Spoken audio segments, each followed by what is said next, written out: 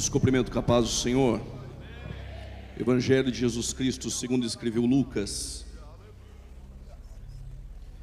Evangelho de Jesus Cristo segundo escreveu Lucas, seu capítulo de número 3. Lucas, capítulo de número 3.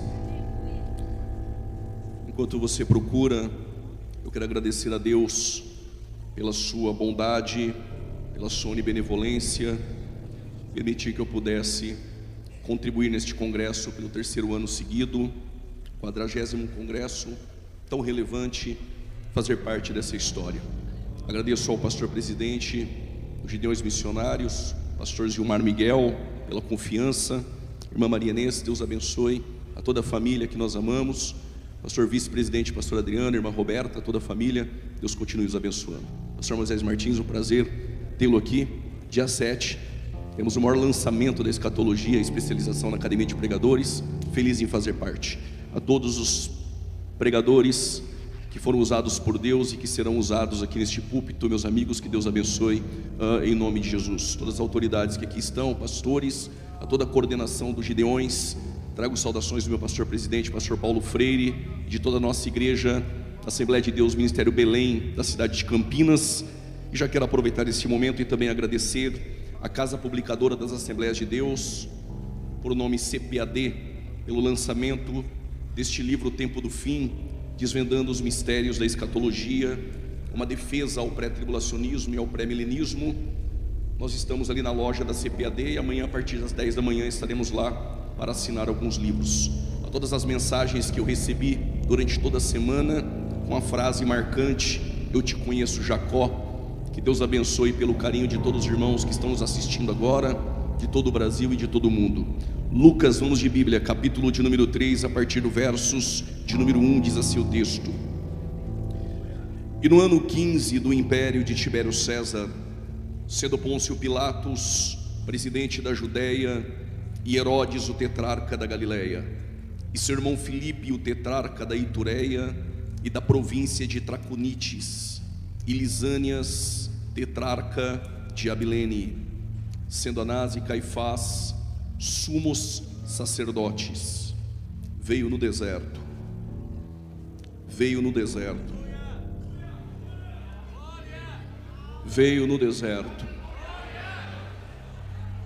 a palavra de Deus a João, filho de Zacarias. Ainda de pé, João, capítulo de número 4, por gentileza.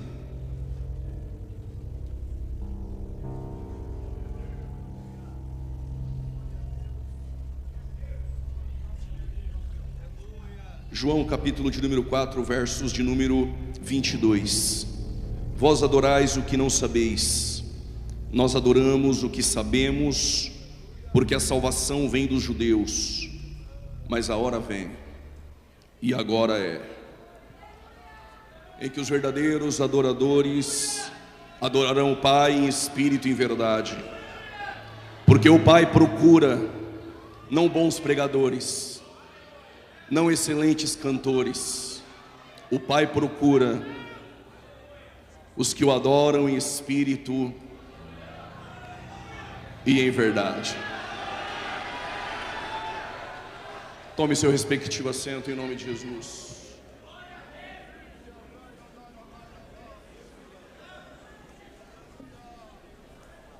Todos nós, quando iniciamos a fé, novos convertidos, um assunto elementar e basilar que nós aprendemos é que cada evangelista que escreveu o evangelho, ele tinha uma objetividade, uma especificidade. Cada um dos evangelistas que se proporam a escrever o evangelho, cada um carregava dentro de seu coração uma proposta. Mateus, quando escreve o seu evangelho, ele direciona esse evangelho aos judeus, e a proposta mateana é apresentar Jesus como rei. Que este Jesus que ele apresenta no seu evangelho é o mesmo que os profetas profetizaram e falaram acerca dele. É por isso que nós vamos ler aquilo que Mateus escreve comumente, para que se cumprisse o que foi predito pelos profetas. Mateus apresenta Jesus como rei. Diferente de Marcos, que não fora uma testemunha ocular de Jesus, que segundo Papias, um dos pais da igreja, quem ditara o evangelho para Marcos fora Pedro, e Marcos escreve aos romanos, e o objetivo de Marcos é dizer que Jesus ele é servo, porém um servo que é maior do que César, um servo que tem mais poder do que César. Pelos 16 capítulos de Marcos, nós entendemos que Marcos registra o maior número de milagres possíveis dentro dos evangelhos. Diferente de João, que andou com Jesus e chamado de discípulo amado, este mesmo João é aquele que reclinava a sua cabeça no peito de Jesus. Esse João escreve um evangelho universal, apresentando Jesus como Deus e como Filho de Deus.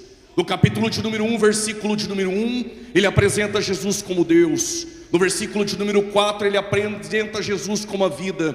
No versículo de número 7, é o Jesus que testifica a luz. No versículo de número 14, é o Jesus que habitou no meio de nós. No versículo de número 18, o unigênito do Pai. No versículo de número 29, o Cordeiro de Deus que tira o pecado do mundo. No versículo de número 41, o Messias. No versículo de número 49, o Rei de Israel, o Filho de Deus. E no versículo 51 e 52, ele apresenta Jesus como Filho do Homem. Lucas, porém, não obstante, ele tem a sua particularidade, a sua especificidade, a sua individualidade dentro dos seus escritos.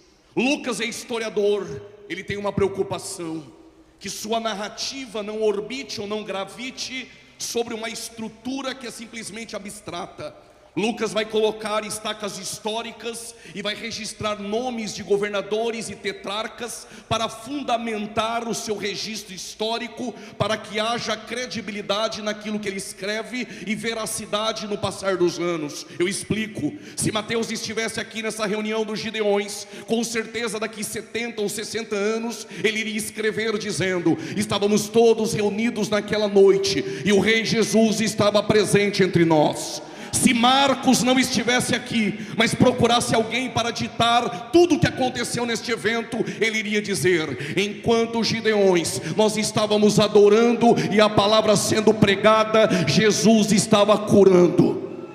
Parece que alguém acredita. Jesus estava curando e operando milagres.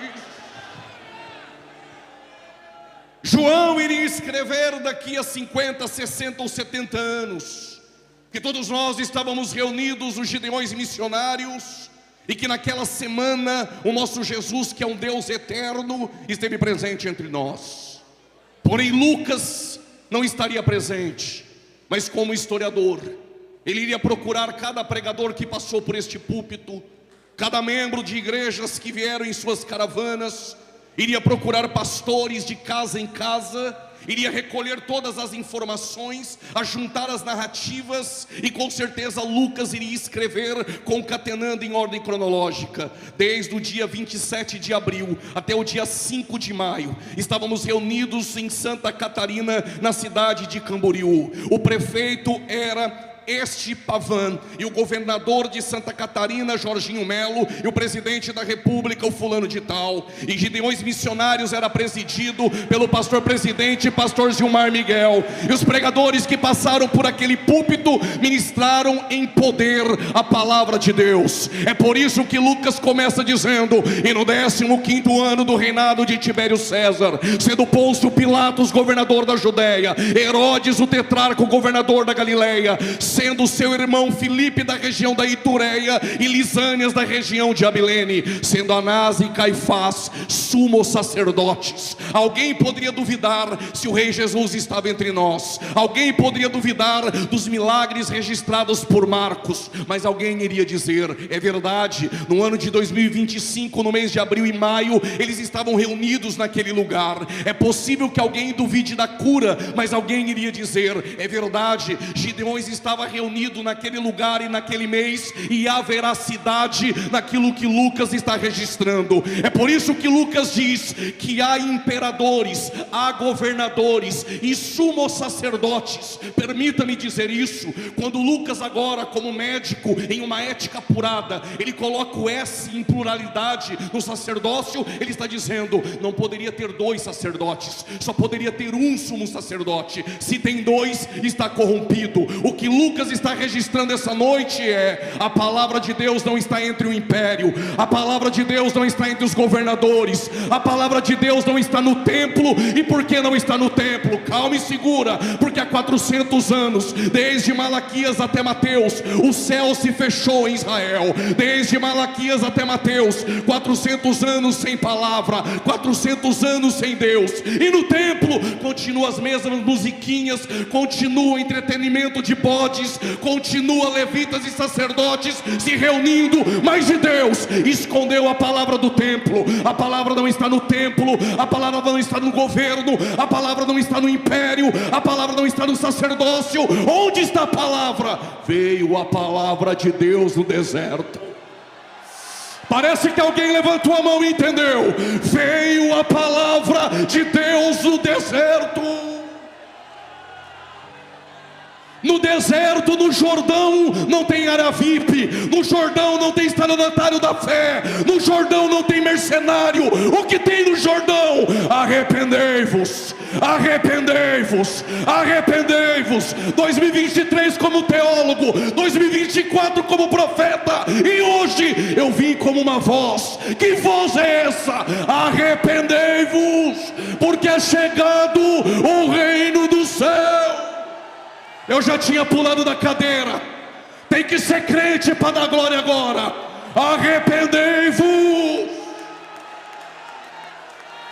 Ou você só dá glória a Deus debaixo de chave, porta aberta e vitória. A palavra dos Gideões é essa: arrependei-vos, arrependei-vos. Quem está comigo levanta a mão. Arrependei-vos.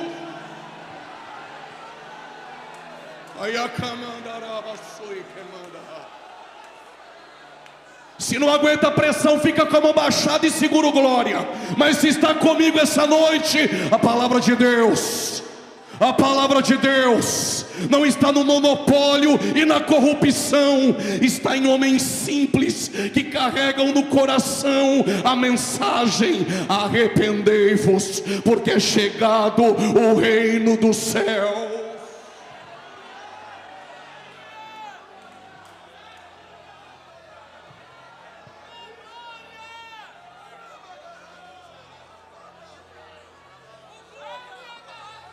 O que vocês foram ver no deserto? Uma cana agitada, que com a pressão ela se curva. Mas te apresento um pregador, te apresento um profeta, que nascido de mulher, não há ninguém como João. Deus deixou as estruturas de mármore e as colunas do templo para fazer do Jordão um tabernáculo. Há 400 anos há um silêncio profético, mas o culto agora é no Jordão, e o céu está aberto, e o céu está aberto, e o céu está aberto. E o pregador do Jordão não precisa fazer teatro emocionalista, não precisa dizer que você é o ponto fraco de Deus, não precisa trazer mensagem coach para Nutella. A palavra é essa: arrependei-vos. Igreja brasileira, a palavra para nós é essa: arrependei-vos, arrependei-vos, porque é chegado o reino do céu.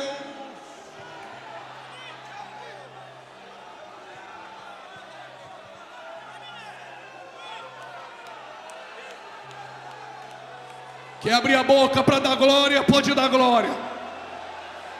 Ou vai economizar e levar para a tua cidade? Deixa tudo aqui essa noite.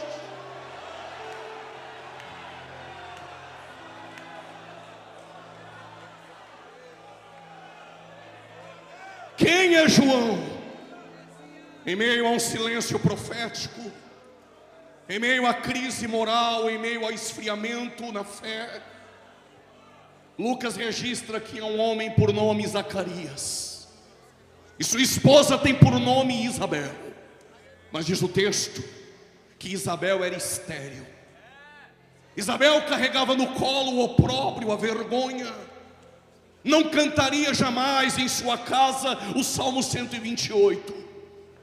Isabel via o seu esposo sacerdote nas atividades do templo e no ofício sacerdotal, mas carregava uma vergonha dentro dela. Mas diz o texto que mesmo em meio à frieza e à apostasia, o casal permanecia irrepreensíveis, porque a pressão e a frieza de fora não altera a essência de um coração fiel do lado de dentro.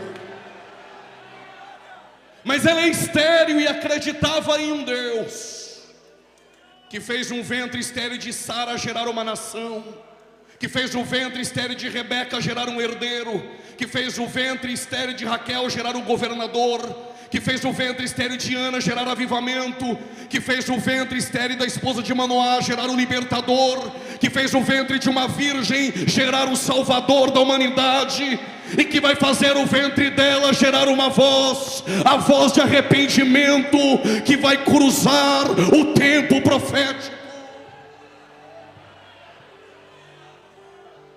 De forma fidedigna e metódica, Lucas registra, como uma pena inspirada e apurada, com perspicácia ele diz: mas Isabel era das filhas de Arão, e Zacarias era da classe sacerdotal de Abias. Lucas não precisa dizer mais nada.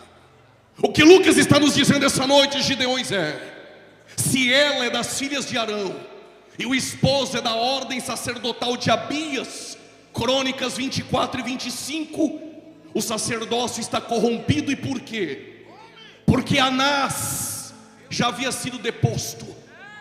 Anás é sacerdote caído, mas ainda tem influência dentro do templo. Por quê? Porque Roma bancava a cadeira. Tem muita gente com cadeira bancada, mas Deus não está no meio da corrupção e do monopólio. Deus está no Jordão, com os céus abertos, usando um profeta de verdade.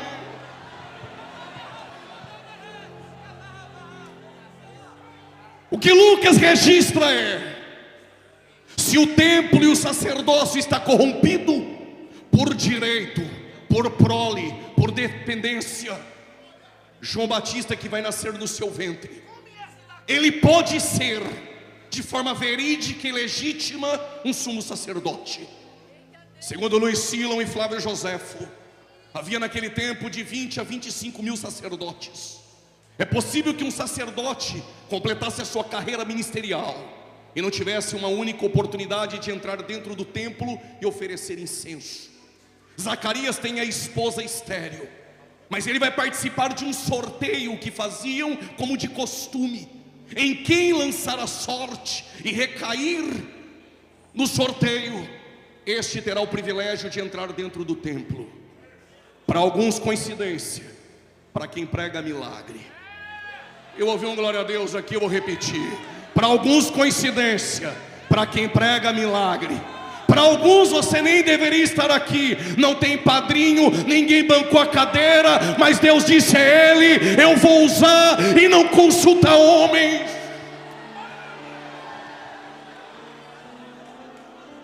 Zacarias vai colocar a veste de linho, vai preparar o incenso. E o que tem no incenso? Do lado de dentro, Zacarias, você não leva o que você quer. Do lado de dentro se entrega aquilo que eu estabeleci. Alguém deu um glória, eu vou repetir. Do lado de dentro da minha casa, você não traz o que você quer. Do lado de dentro se traz aquilo que eu estabeleci. O que Deus estabeleceu? Incenso do lado de dentro. Os elementos são onixa. Pega uma concha nas profundezas das águas, abre ela, tira a esponja, queima, pega as cinzas e coloca dentro do recipiente de ouro. E agora vai atrás do gálbano. Gálbano é uma planta. Se você não machucar, não sai a essência. Mas quando machucada, quando machuca gálbano, ela coloca para fora o que tem dentro. Tira o líquido do gálbano, coloca dentro do recipiente de ouro. E agora, pregador, vai atrás do estoraque.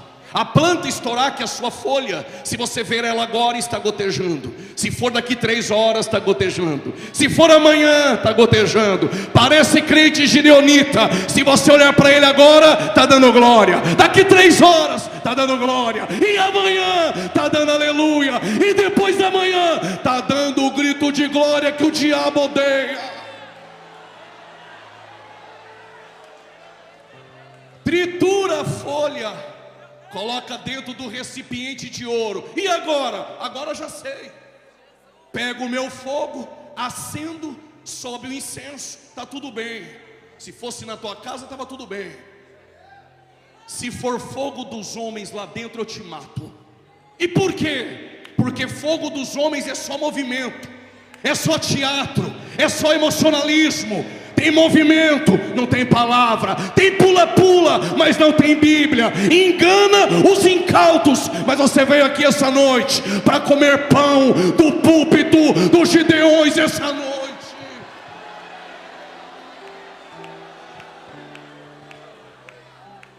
Fogo dos homens até acende. Daqui a pouco é só fumaça. Cutuca teu irmão, fala para 2 ou 3, chacoalha 10, é só movimento. O que Deus disse? Vai lá no altar. Lá tem brasa e tem fogo. Que fogo é este? O fogo que eu acendi. E o fogo que ele acende, homem nenhum apaga. Se tivesse mais de 100 mãos levantadas, eu contava sobre o fogo. Gênesis capítulo 15, versos 17. Deus fez uma aliança com Abraão por intermédio do fogo. Êxodo capítulo 3, versículo 1 e 2. Deus falou com Moisés em uma sarça de fogo. Êxodo capítulo 13, versículo 31. A coluna no deserto é uma coluna de fogo. Primeiro livro dos Reis, capítulo 18, versículo 38.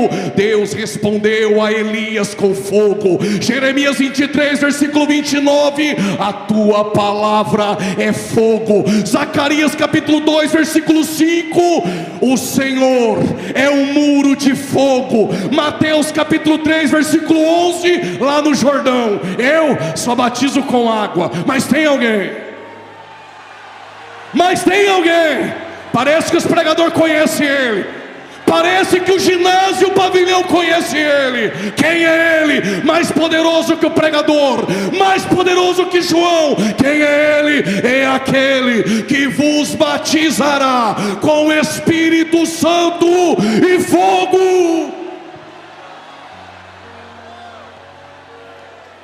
Só quem gosta do fogo reage essa noite.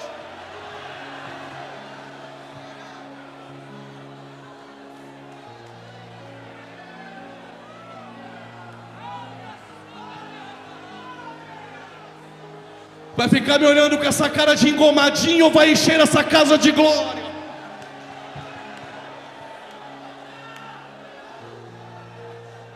Segura. Os rabinos acreditavam que se tivesse 2 judeus falando da Torá, Deus se aparecia e se manifestava. Segundo o Talmud, não poderia ter 9 pessoas para ter culto na sinagoga. No mínimo 10. Se tiver 9, porta fechada, não tem culto. Mas Jesus disse: se no pavilhão tiver 2 ou 3 crentes, tem culto. Aí tem 2 no caminho de Emaús, andando. Falando de quem? Falando dele. Ele apareceu. Diz o texto que quando ele falava, o coração deles ardia. Só dá glória se entender. A palavra arder no grego é kaio. E kaio significa, só para quem gosta, pegando fogo. Zacarias vai no altar pegar fogo e brasas para acender o incenso. Mas tem um detalhe aqui, pastores. O fogo no altar só acontece depois de limpar cinza e depois que o lenhador corta madeira. Madeira lá fora é grande, mas aqui no altar é no padrão dele. Vou repetir: lá fora é grandão, tem posição, tem até aparência. Aqui é no padrão de Deus. Sabe por que tem crente que não pega fogo? Porque é grande lá fora e quer ser grande aqui dentro. Mas se é grande lá fora e é modelado e podado aqui dentro, vai pegar, vai pegar, vai pegar. Já pegou, vai pegar em nome de Jesus. Tu não está achando que eu vim contar palestra de teologia aqui para você essa noite? Pentecostais e assembleanos ainda são batizados no fogo.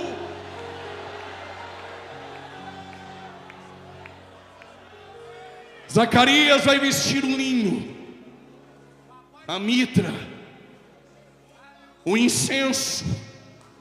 Eu passei alguns anos estudando e perguntando para Deus, porque nem tudo os livros contam. Por que tem que ter incenso do lado de dentro? Eu entendi. Como o sumo sacerdote trabalha com sangue, sangue no propiciatório, no lugar santíssimo, o cheiro do sangue contrai moscas.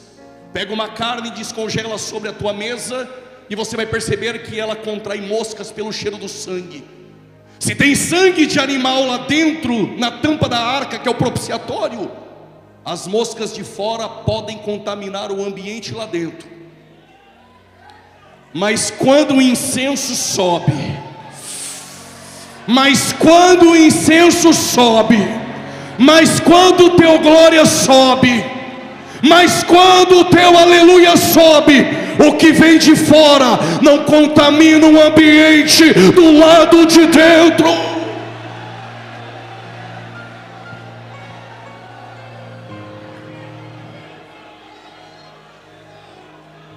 Permita-me, falarei paulatinamente.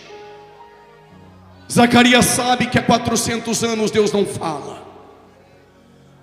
Zacarias sabe que os céus em Israel está fechado desde Malaquias. Ele vai para o formalismo. A mesma roupa,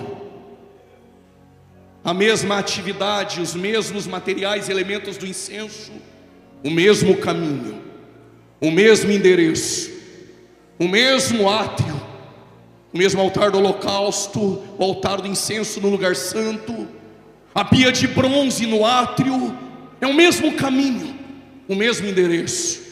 Não acontece com você na tua cidade? Eu já sei o endereço do culto, conheço de cor os hinos da harpa, as músicas do culto. É a mesma roupa, os mesmos avisos, 200 louvores cantados, coreografia camuflando uma sensualidade. São os mesmos artistas, são os mesmos atores, são os mesmos artistas, são os mesmos cachês, são as mesmas exigências. Até parece que todo o culto é igual. Mas em Lucas capítulo 1 versos 8 diz o texto: e exercendo o sacerdócio do lado de dentro, mesmo sabendo que há 400 anos Deus não fala, Zacarias poderia abandonar tudo, jogar o ministério para o alto, mas Deus te trouxe essa noite para ouvir isso. Zacarias tinha uma certeza: enquanto eu entrego do lado de dentro, Deus se encarrega de fazer gerar o meu milagre do lado de fora. Alguém levantou a mão e entendeu? Enquanto eu adoro do lado de dentro, Deus se encarrega de gerar o teu milagre do lado de fora.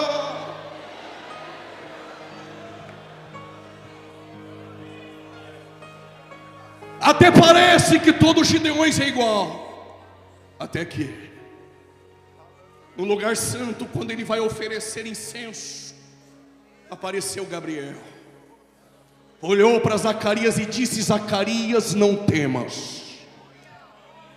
Deus te trouxe aqui, irmã, para ouvir isso. As tuas orações,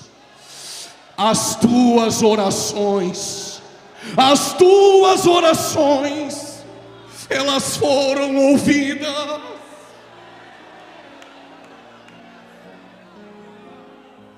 Quando Isabel soube que iria gerar, ela disse: o Senhor se atentou de mim, Se não entendeu, eu explico. O Senhor me viu.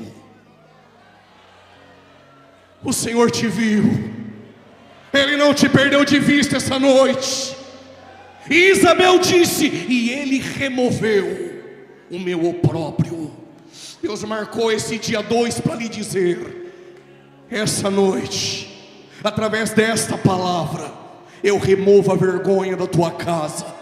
Alguém levantou a mão. Eu removo o opróbrio, a ignomínia e a vergonha. Tu vai gerar para a glória de Deus.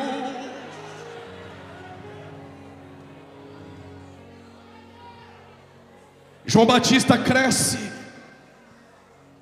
e João Batista agora ele pode vestir o linho do Pai. Ele é sacerdote. Ele pode colocar a mitra na cabeça com a lâmina, santidade ao Senhor. Ele pode entrar dentro do templo, ele pode oferecer incenso, ele pode comer das comidas que o sacerdote come. Mas Deus disse: tu achou que iria ser sacerdote, mas eu te chamei para ser profeta.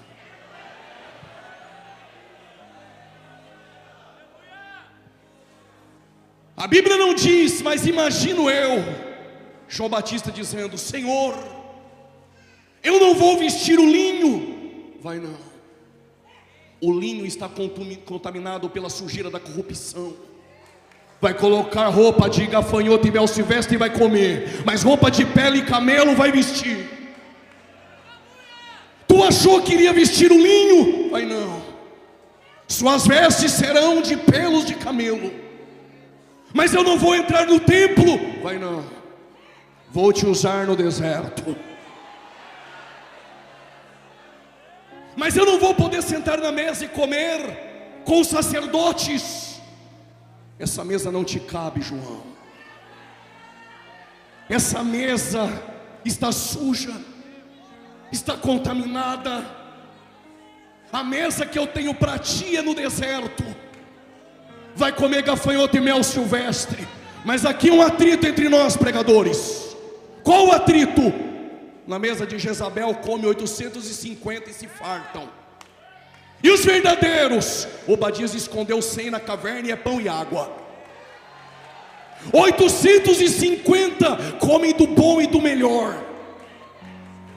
Estou falando em parábolas. E os verdadeiros só tem 100 com pão e água. Põe a câmera aqui em mim. Mais vale pão e água na caverna no deserto do que contaminado comendo comida na mesa de Jezabel. Quem está comigo essa noite? Se não aguenta a pressão nem da glória, nem disfarça. Está com medo de perder a agenda? Abaixa a mão e fica quietinho. Mas se é profeta verdadeiro, que não se assenta na mesa, pula da cadeira, enche a casa de glória. Cadê o glória? Cadê o glória do povo de Deus?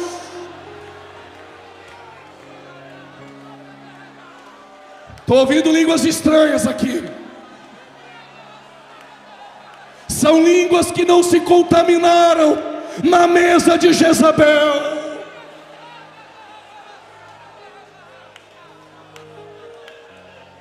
Na mesa de Jezabel tem os falsos. Mas a igreja brasileira precisa saber, eu não prego por agenda. Só tem falso porque tem púlpito que sustenta. Só tem falso porque tem pastor e igreja que banca.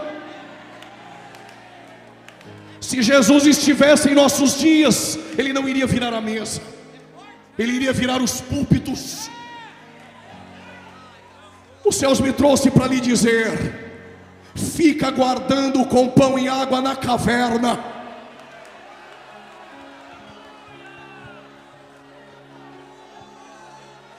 Quando eu li isso eu fiquei preocupado. Quem quer saber, pergunte por quê.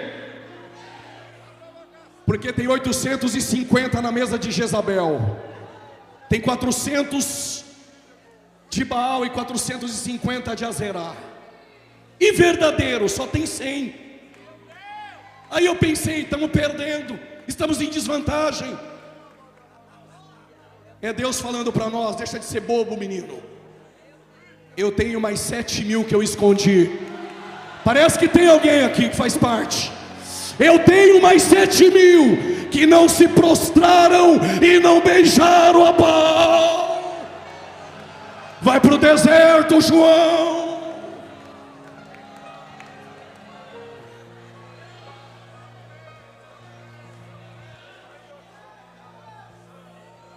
João está no deserto. Diga comigo: João é profeta. Diga: mas o sangue é sacerdotal. Quando ele está no deserto, no culto, o culto no Jordão está cheio. Por que está cheio? Porque no deserto tem palavra. E lá no templo, há 400 anos, tem animador de plateia. Só que João é profeta, mas tem sangue sacerdotal. Então ele conhece cordeiro de longe.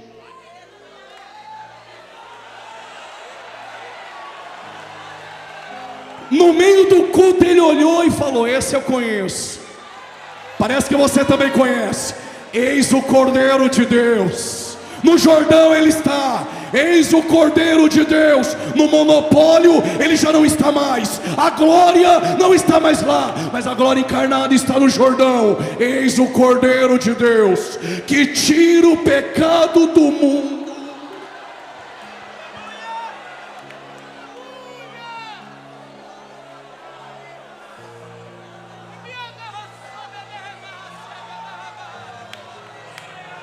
Se não conseguir, pode dar glória. Estou sentindo Deus na casa. O Cordeiro está na casa. O Cordeiro está na casa.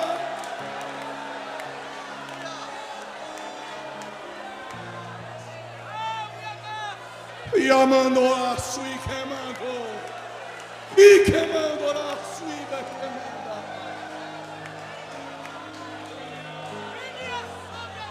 O céu está aberto em Gideões essa noite.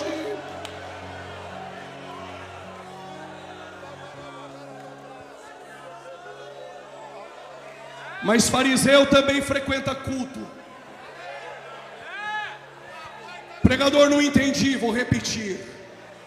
Fariseus também frequentam cultos. Eles estão no culto, não dá glória de jeito nenhum. Não levanta a mão de jeito nenhum. Está fazendo figuinha para dar errado. Acabou glória.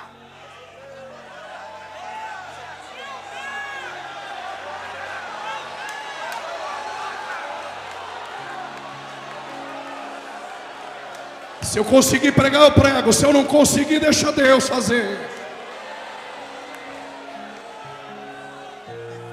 Pregador, tem como provar que fariseu frequenta culto? Te prova agora. E para aqueles que assistiram 40 vídeos no YouTube, agora são teólogos, pode pôr na minha conta. O culto era na casa de Jesus. E é naquele culto que um homem vai sair por uma porta que ele nunca entrou. Ele entrou pelo telhado, pastor. Quando Jesus está no culto e vai curar ele, os fariseus estão no culto, não deram glória, não levantaram a mão, cara fechada, só pensaram. Só que se você não quer que Jesus saiba teu pensamento, é melhor que nem pense. Jesus olhou e falou: por que pensais mal em vossos corações? Só para saber, fariseu, que o Filho do Homem tem poder, não só para perdoar pecados.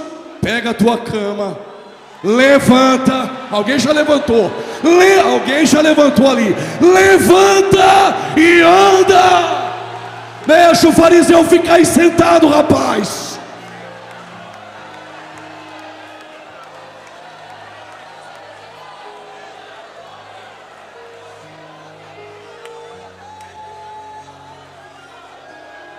João termina de pregar. O povo vai embora e os fariseus vieram. Estavam no culto. São aqueles que vivem de WhatsApp depois que você prega. Aí eles chegaram para João e perguntaram: és tu Elias? Não sou não. És tu o profeta? Se perguntassem: és tu um? Ele iria dizer: claro, mas o só tem um. Aí os fariseus querem saber de onde você veio, como chegou aqui. Aí eles perguntaram: quem és tu? Eu só sou uma voz. Eu só sou uma voz. Pregador Juliano não é ninguém, somente a voz do que clama: arrependei-vos, arrependei-vos. Veio a palavra de Deus no Jordão: arrependei-vos.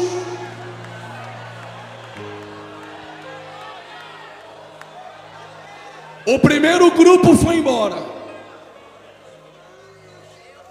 Só que depois que Jesus veio ter com João, Jesus começou a fazer milagres, curar e batizar do outro lado. Os discípulos de João, quando visitaram ele, perguntaram para João: João, vou parafrasear, tu não se sente incomodado? Incomodado com o quê? Porque aquele Jesus que passou por ti está do outro lado sendo usado, batizando mais que você. Glória a Deus se estiver pregando mais do que eu. Glória a Deus se Deus encher ele mais do que eu. Glória a Deus se a igreja dele encher mais do que a minha. Glória a Deus, pastor, se Deus te usar mais do que eu. João falou: não estou preocupado não. Sabe o segredo do ministério de João? Eu quero mais que ele cresça. Alguém levantou a mão. Eu quero que ele cresça, e que eu diminua, que ele cresça e nós nos diminuamos essa noite. Então dê a ele o que ele merece: honra, glória e louvor.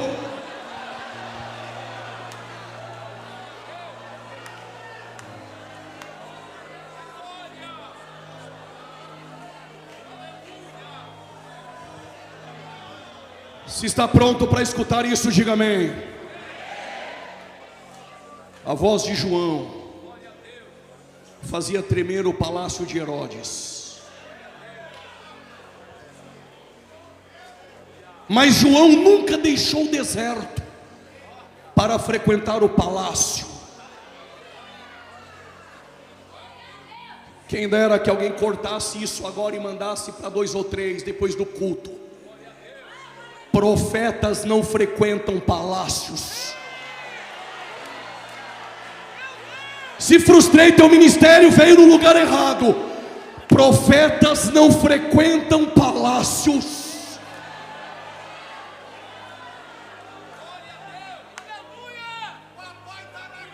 No templo com Anás e Caifás é um covil de ladrões. Mas os Herodes eram fantoches de Roma. E diz o texto em Marcos capítulo 6, versículo 20. Novo convertido, quando eu li isso, nunca mais esqueci. Mas era Deus me preparando para este tempo. Sabe o que diz Marcos 6, versículo 20? Que quando o João Batista denunciava o pecado do Herodes, diz o texto, que o Herodes temia João. Porque pregava bem? Não. Porque fazia dancinha no TikTok? Não. Porque tinha uma mensaginha coach light? Não. Porque tinha seguidores? Coisa nenhuma. Porque tinha fama no mercado gospel? Não. Ele temia João, diz o texto, porque João era santo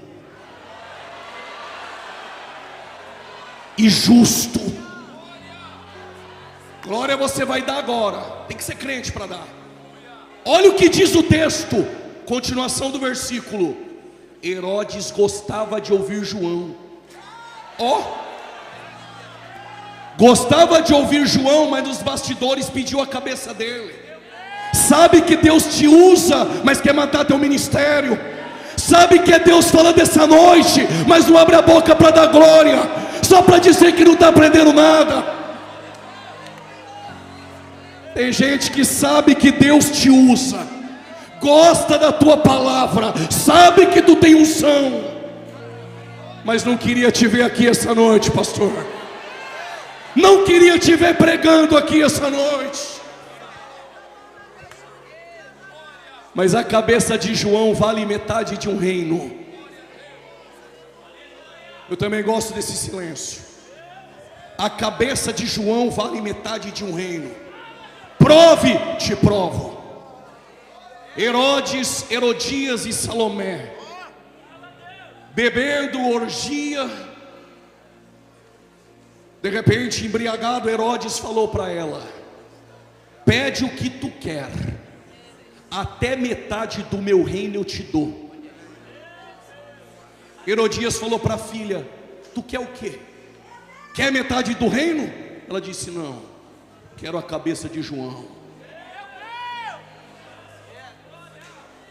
Porque João não aprova pregador no quinto casamento pregar no púlpito do Jordão.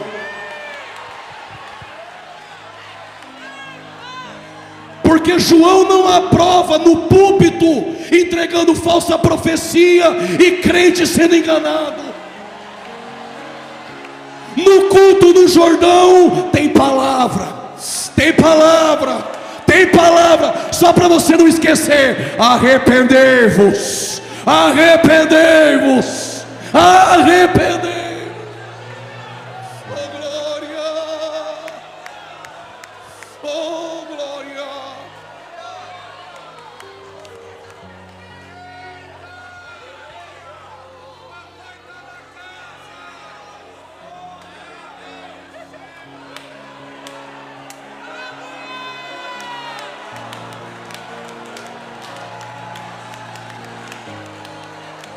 Quadragésimo Gideões, ficará marcado. Tu sabe que Deus usa, mas queria nossa cabeça. Eu te conheço, Herodes. Eu te conheço, Herodes.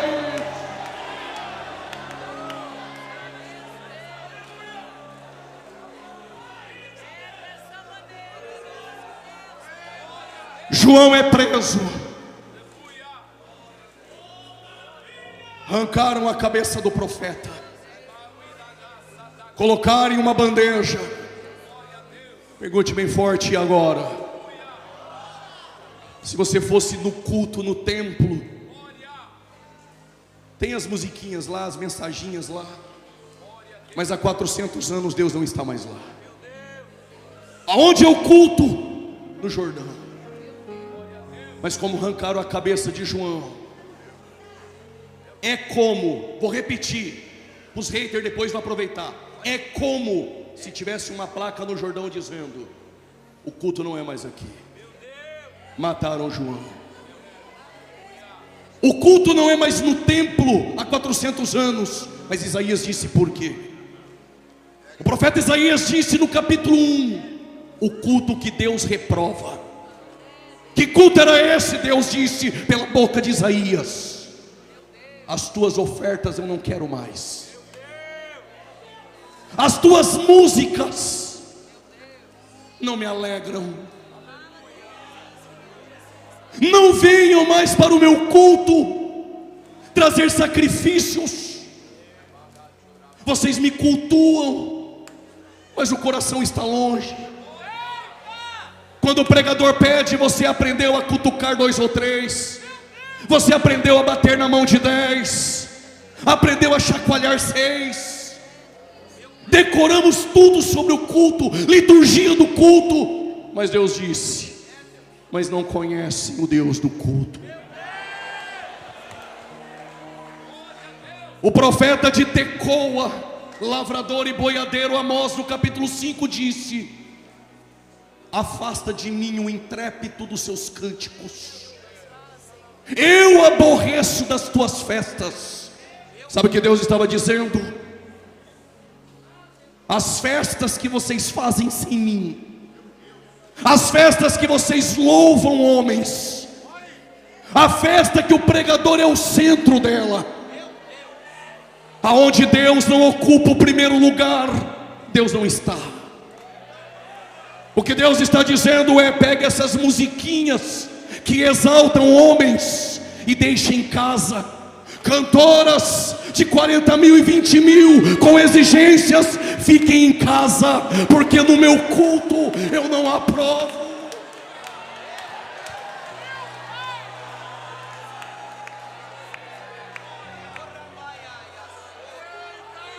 Mas em Samaria também era assim. Sabe o que aconteceu em Samaria? Quando a Assíria invadiu o reino do norte, levou cativo os nossos irmãos do reino do norte, eles colocaram lá 5 povos: Babel, Cuta, Rava, Hamat e Sefarvaim. Por que a Síria colocou 5 povos? Para que Samaria perdesse a identidade. Cada povo trouxe o seu Deus, suas músicas, seus cultos, suas vestes. Houve um sincretismo religioso. É o que está acontecendo hoje. Os pentecostais travestidos de espirituais e pentecostais estão manchando o pentecostalismo no Brasil.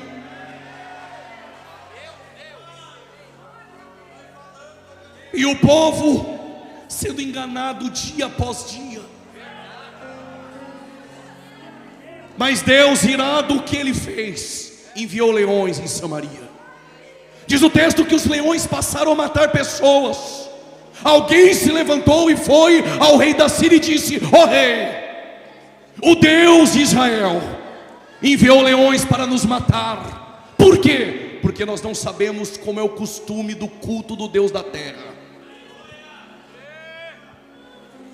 Sabe o que o rei da Síria fez?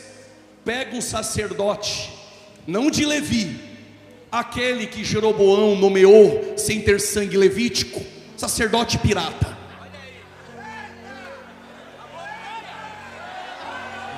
Eu vou repetir: traz um sacerdote pirata para ensinar para o povo a manha do culto, só para calar leões. Tem obreiro pirata que só ensina a manha do culto. Tem pastor pirata que só ensina a manha do culto. Mas o que o povo precisa conhecer é o Deus do culto essa noite.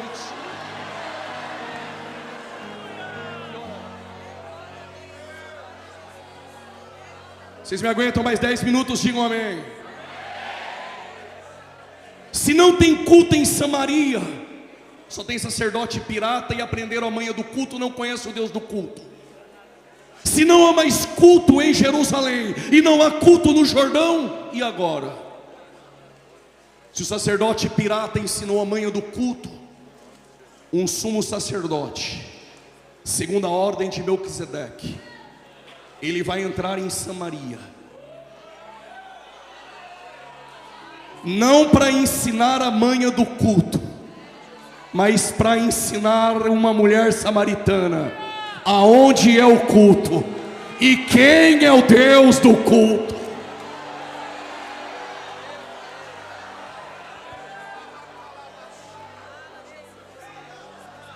Ele está andando com os discípulos. Aí ele disse aos discípulos: vão comprar comida? Os discípulos foram. O João não é bobo, o João ficou, entrou com ele em Samaria. Jesus sentou no poço e está esperando a mulher. Quando a mulher vem, meio-dia, não às 9, não às 3 da tarde, quando ela vai pegar água, Jesus levanta e diz: mulher, dá-me água para beber.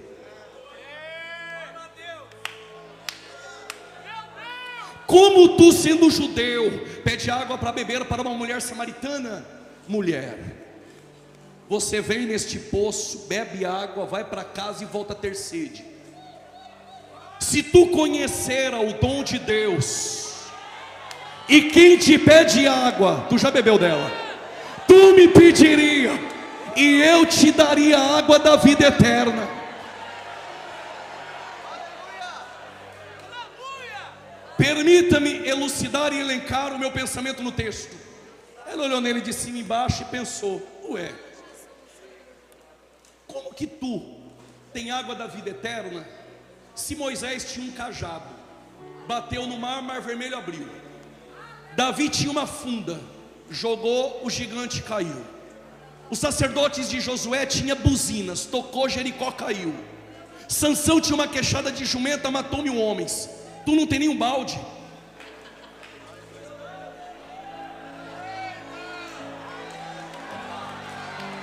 Não tenho balde, não tenho água benta, não tenho rosa ungida, não tenho lenço ungido, não tenho chofar, mas eu tenho algo.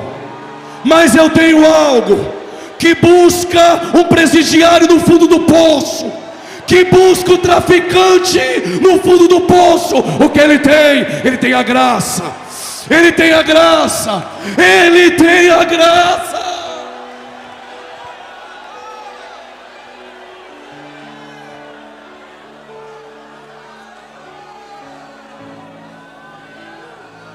Só Ele busca o mais vil pecador no mais profundo de um poço.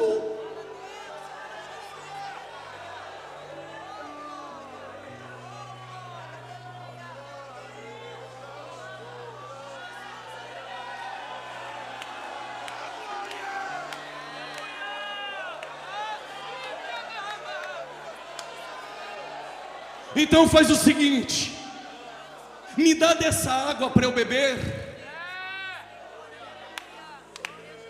Vai lá e chama teu marido.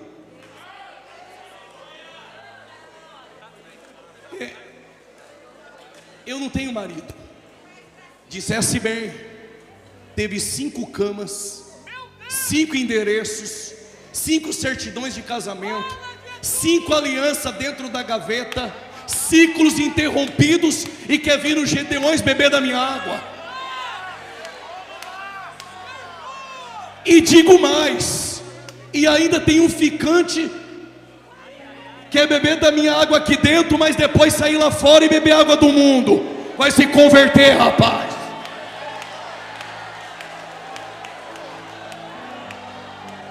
E pode fazer passinho, girar, pular. Eu sei, se tu é crente, é pelo fruto, é pela conduta. Olha para mim aqui. Evangelho não muda a diversidade. Evangelho transforma caráter.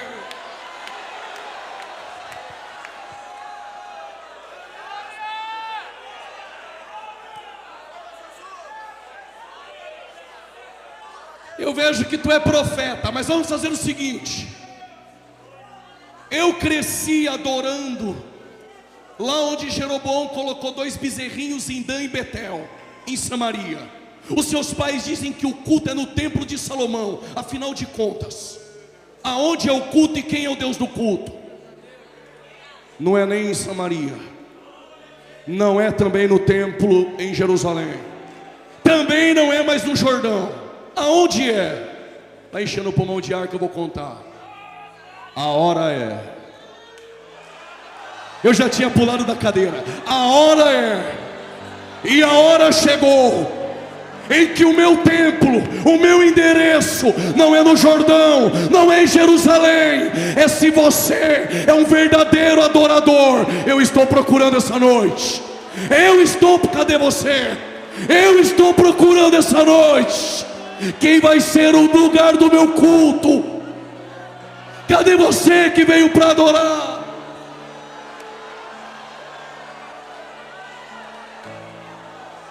A hora é em que os verdadeiros adoradores adorarão o Pai em espírito e verdade. Se é de verdade, não tem máscaras. Se é de verdade, não tem atores essa noite. Se é de verdade, não tem faz de conta. Se é de verdade e Ele te encontrou essa noite, você é o endereço que Deus escolheu. E aonde é o culto? Dentro de você. Dentro de você. Dentro de você essa noite.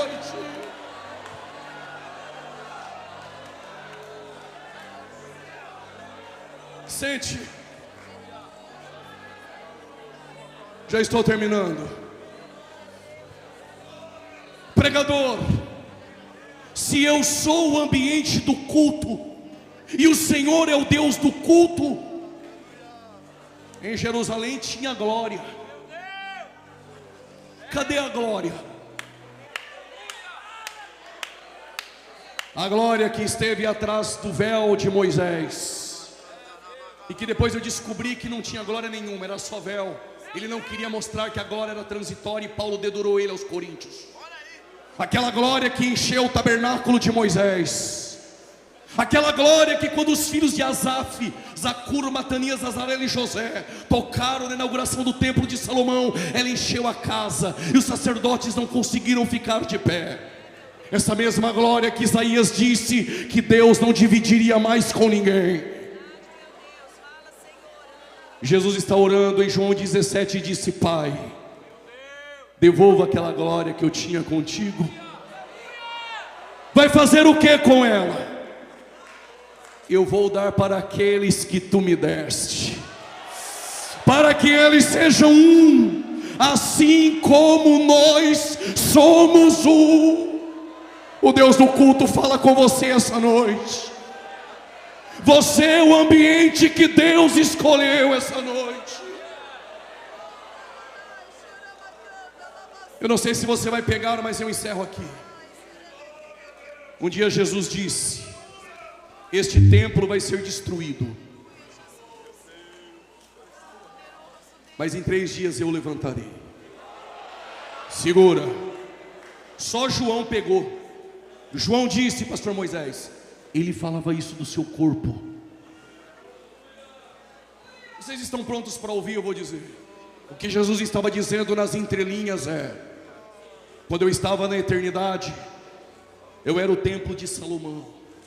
Glória, glamour, esplendor. Mas quando eu me fiz carne, eu me tornei no templo de Zorobabel, sem formosura, sem aparência, desprezado pelos homens. Mas este templo da cruz vai ser destruído, mas ao 3º dia eu levanto um novo templo. Alguém já levantou da cadeira e entendeu? Eu levanto um novo templo. Que templo? Vós sois o templo. E cadê a glória? Paulo diz: nós andamos de glória em glória, de glória em glória, de glória enche essa casa de glória. Coloque-se de pé, nós queremos orar por você.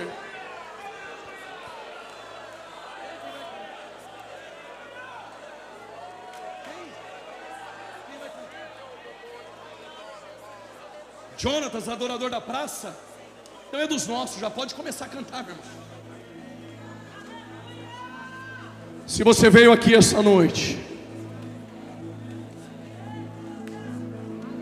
para ser o endereço que Deus escolheu, para o culto ser dentro de você, sai do teu lugar e vem. O Espírito Santo está te chamando essa noite. Arrependei-vos, arrependei-vos, arrependei-vos, arrependei-vos. Veio a palavra de Deus nos Gideões essa noite. Arrependei-vos.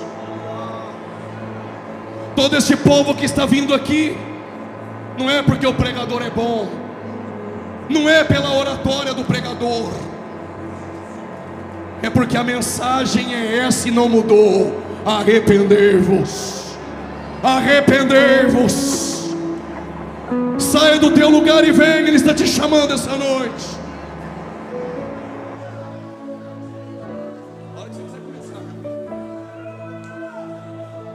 Saia do teu lugar e vem. Isso, sai do teu lugar e vem. Você que está nas redes sociais agora neste momento, se estiver voltando para Jesus, escreva: estou voltando para Jesus. O Pai te chama essa noite. Ele está procurando os tais. Ele não está procurando atores aqui essa noite. A graça não procura atores. Ele está procurando verdadeiros adoradores. Se você é um deles essa noite, já pode começar a adorar a Ele. Já pode começar a adorar a Ele. Senhor Deus e Pai, em nome do Teu Filho Jesus, essas vidas que estão aqui à frente, em nome de Jesus, que continuem sendo impactadas pelo poder da Tua palavra, que continuem recebendo o bálsamo do Teu Espírito, em nome de Jesus, em nome de Jesus. Vidas que estão em pedaços essa noite, a Tua graça os ajunta, a Tua graça os coloca de pé essa noite. Há uma multidão de homens e mulheres que decidiram essa noite não viver mais no formalismo, mas ser o endereço de Deus essa noite. Seja renovado agora, seja renovado agora, seja renovado agora, em nome de Jesus. Por tua morte lá na cruz, receba poder agora. Jesus, te adorarei, Rei. Seja renovado onde você estiver. Há uma nuvem de glória em nosso meio essa noite. Receba poder dos céus essa noite. Os céus estão abertos essa noite. Os céus estão abertos essa noite. Poder sobre a minha voz de louva. Em nome de Jesus. Sentir a tua presença. Receba o toque do Espírito Santo. Receba a presença do Espírito. Te adorarei. Por teu Santo Espírito que habita em mim, por teu grande amor. Receba o renovo dos céus. Receba poder essa noite. Deus está levantando pregadores em nosso meio. Deus está levantando pregadores com identidade e que não se vendem, que não se vendem, que não se vendem. Os 7.000 estão aqui essa noite. Adorem, Senhor, mais uma vez te adorarei. Fui chamado para adorar, então adorarei. Sou adorador, foi assim que Deus me fez, então adorarei. Te adorarei. Pode adorar Ele Senhor, mais uma vez te adorarei.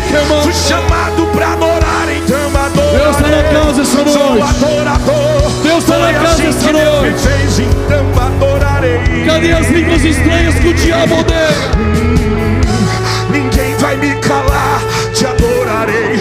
Ninguém vai calar este povo. Te adorarei. E ainda que tirarem as a minha vida, quando chegar aí no céu, te adorarei.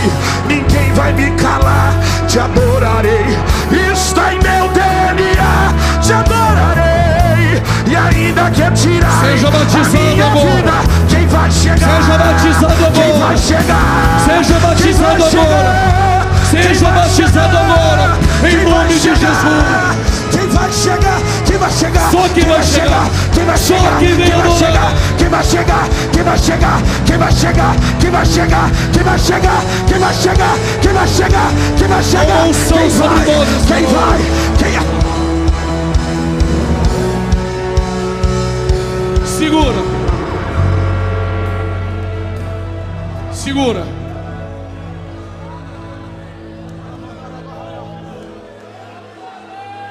Aos jovens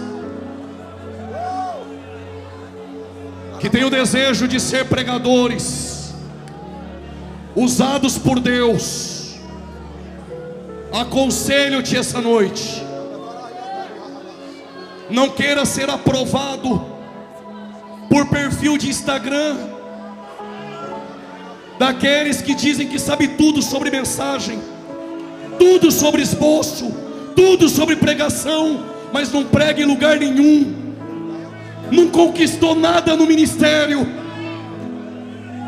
Quer ser um pregador verdadeiro do Evangelho? Não pregue para impressionar homens, e não para ser aprovado por páginas de Facebook ou de Instagram. Pregue com poder. Pregue com poder. Que o teu ministério passe pelo Calvário, e que a chama de Pentecostes reacenda dentro do teu coração. Deus vai fazer de ti uma tocha viva nas mãos dele. E qual a mensagem, pregador? Não precisa de adorno e nem de enfeite. A mensagem é esta: arrependei-vos, arrependei-vos, arrependei-vos, porque é chegado o reino dos céus.